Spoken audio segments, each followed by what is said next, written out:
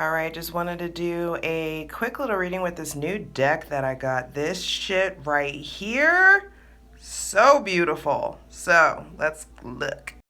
Gorgeous cardstock. I like that you can't tell if they're reversed or upright. It's just like it's the same image either way. That's something that means something to me. You readers know. And the message for today. Ooh, the High Priestess. Know that you can see and operate and swim and dive and ebb and flow in between the worlds. She is the keeper of the veil between the physical and the spiritual worlds, and you have that energy in you as well. There may be someone with a maternal that plays a maternal role or has Cancer placements around you today. All right, let's see what the Mystical Moments has to say today. That was fast. All right. The King of Cups, and I love that the King of Cups is actually represented in a feminine way. Wow, these are glossy. King of Cups, King of Swords. Look at that. It's gorgeous. And the Five of Swords. There may be some internal debate or internal conflict between what you consider your head and your heart, your intuition, your spirit, and your logic and your reason may be going in different directions, or there may be people around you who are causing you to question your internal shit. Are you dealing with, romantically involved with a fire sign? Here's some advice for you. The Empress and the Nine of Pentacles. Trust with the Lovers at the bottom of the deck. I do feel like effective communication is really important. You and this person may feel like birds of a feather, like, you know, y'all be flocking and shit. I'm so sorry. Anyway, I feel like you're needing to really honor your self-care, your self-love routine, because they are very much so about themselves, about business. You don't need to take offense to that. I feel like some of you are very like equally yoked, for lack of a better phrase. Like you guys believe the same things, you hustle the same way, and it feels like really symbiotic. So just, all right, for those of you loving on some water droplet, let's get some advice for you. Woo, we got the Eight of Wands. So I feel like the pace is picking up. You better buckle up, baby. Then we got the Ten of Swords that flew out and the Seven of Pentacles.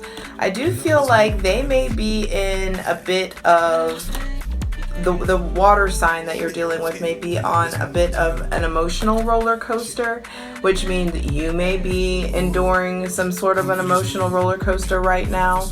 I do feel like they are very concerned about progression, about taking off, like going forward, ascension, getting to the next level.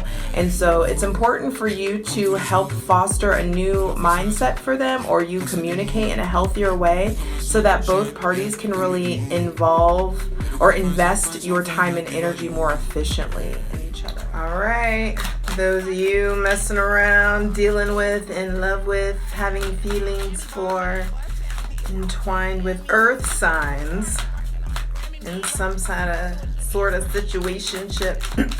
Let's see, advice. Thank you. One card. The King of Pentacles with the Ace of Wands on the bottom of the deck. Make sure that you are reaching towards this person for not, like, things cannot be superficial. I will just say that. You will be found out. Ace of Wands, so I do feel like there's a rush of physical, spiritual, sexual energy coming in. I do feel like new beginnings, new opportunities. I feel like this could benefit your life in ways that are far, far more profound than just romance. Alrighty, and those of you dealing with a breeze, dealing with an air sign, let's get some advice. that was more than I wanted, but we have the Page of Pentacles. So I feel like this is a great time to start getting consistent. This person may be helping you reinvent yourself in some sort of way. I feel like explore together, get grounded together. Four of Swords coming out after that, and then the Ten of Cups. It's like y'all fuck around and get real grounded with the Page of Pentacles, start something new, maybe start a business together, invest in children, possibly investing in a new mindset. I feel like there's a lot of bliss available. All right, y'all. In 11 hours, Mercury is going to be retrograding in Aquarius, in the house of your friends, hopes, wishes, community. There will be misunderstandings and deep reflections, deep understandings about upgrades and shifts that need to be made in regards to the company that you keep. We're going to be learning how to mind the company that we keep, y'all. Especially in 2022, especially with that mastery sort of energy coming through. Understanding successful people hang out with successful people. People who just want to get fucked up all day hang out with people who just want to get fucked up all day. Miserable people tend to be around miserable people. So, what's going on with the company that you keep? And Mercury retrograding is going to be giving us deep insight into that. If the cards want to talk, probably stay tuned for part 2. And there's such this like negative, pejorative connotation to Mercury retrograde. So I want to dive in. What is this going to reveal? What positivity are going to be coming of these deep mercurial reflections that are going to be happening? Mercury is retrograde until February 3rd. It's going to retrograde all the way back into Capricorn. So this is, wow, the Emperor. Yes, and this is the mystical manga. The Emperor with the 4 of Wands on the bottom of the deck, y'all. So the positive aspects that this Mercury retrograde are going to be bringing in are you determining who's in the fucking driver's seat of your life. You really coming to a healthy connection with the divine masculine energy externally and internally. You really creating order of the chaos. Mercury retrograde video part 3. Now, the Emperor coming out says the positive aspects that we're getting out of this Mercury retrograde are going to be really reconnecting and establishing some productive structure and discipline in our lives, because the highest octave of self-love is self-discipline. And so there is something about choosing yourself, really redefining who you are in the face of the people that are surrounding you. Some of you are finally choosing yourself, choosing stability and structure over a relationship, over a marriage, over the party. Finally not being so defined by like who you're around or their influence on your life, needing that constant stimulation. I feel like there is structure coming in that's going to be really, really healthy and provide a new foundation for yourself. You really love. All right, so this Mercury retrograde in Aquarius is going to be bringing independence, autonomy. For some of you, divine union. I do feel like there's just happiness, a new foundation, feeling really comfortable in your home.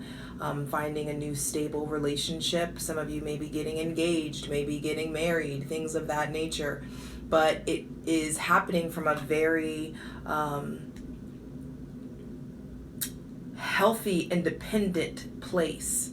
There may be somebody with Aries, Leo, Sagittarius, or Scorpio placements coming in as well, or clarity coming in that. So we got the positive aspects. What's the advice that we're needing? The advice is the Empress. This is a fucking power couple coming in. Venus goes direct on the 29th of January, and I feel like the abundance, the prosperity, the value is really coming in and just leveling up in a big way. I'm really glad you asked this, because just like everybody's individual spiritual journey, grounding is going to be different for every individual. To some people, grounding looks like putting your feet in the bare earth. To some people, it can be sitting in a still room and envisioning roots coming up from the earth to really entwine in you meeting, you're sending your physical and spiritual energy back into those roots that you're envisioning and connecting. I feel like it's important to, even if you're just Googling it at this point, it's like, no, don't go with what Google says, but it's important to start doing your own research.